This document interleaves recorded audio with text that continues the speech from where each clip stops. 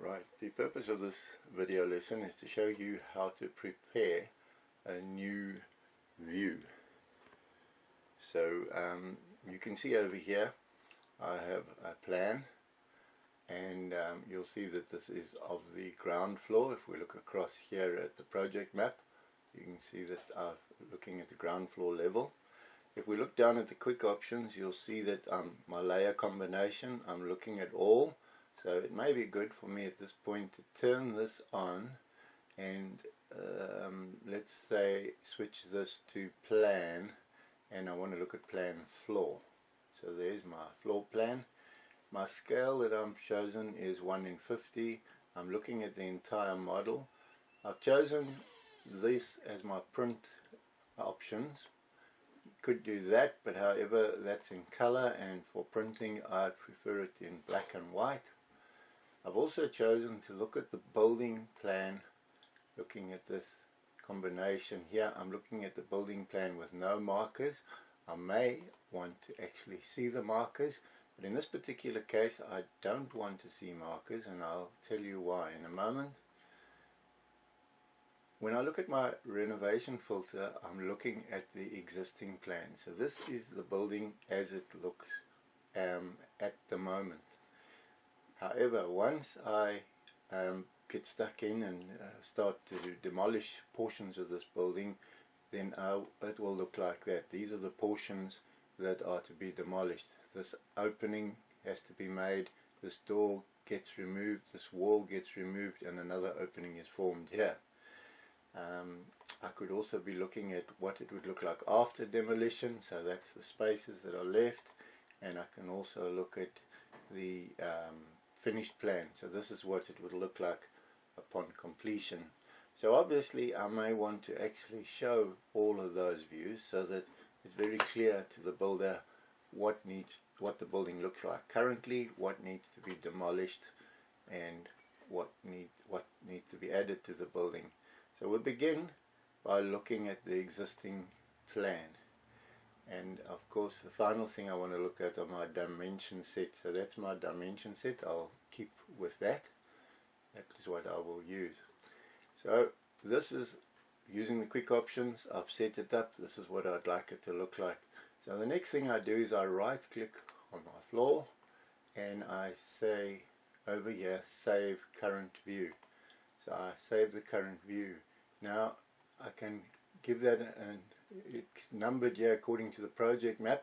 However, I'm not going to change that. What I would like to change is I'd actually like to change the name. So I'm going to say this is ground floor plan existing. Right. These I've already set up. As you can see, they match my quick options. So that's been set up over there, and I've created a view. And there we have the view. If I move here to the right hand side of my screen, you'll see that view's been added over here, and I can shift it up to a place where it would make sense. So I can put it here, for example, under my plans. There's my ground floor plan existing. Now while we're doing this, let's just take a look at the same view, and I now say, hold on, I'd actually like to see the same thing, but rather than looking at the existing plan, I'd actually like to look at the finished plan. And in this case, because I'm going to be putting my dimensions and everything onto this finished plan, I'm going to use dimension plan with markers. So now I've marked and indicated the new doors that are going to go in. So they have markers and they clearly indicated. These here would not have markers because those obviously are existing doors, and the builder doesn't have to know what particular door that is. So in this case I can once again go right click over here, and I can again say save current view, and I now go still on custom, and I change this to new work, or new work. Let's make it new, just call it new. Right, so it's called new and it's added there. Now I have another view added over there, and I can place that below the existing. So I have these two views that I can immediately go to. Now notice if I'm here on my view map and I am using this view map over here, I can click on any of these views.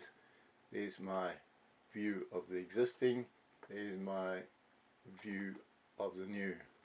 So you notice how they change.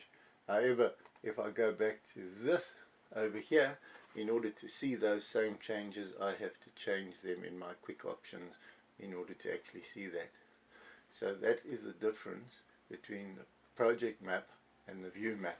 View map can have different views of the same ground floor plan, but seeing it from a different perspective in each case, with different requirements for viewing it.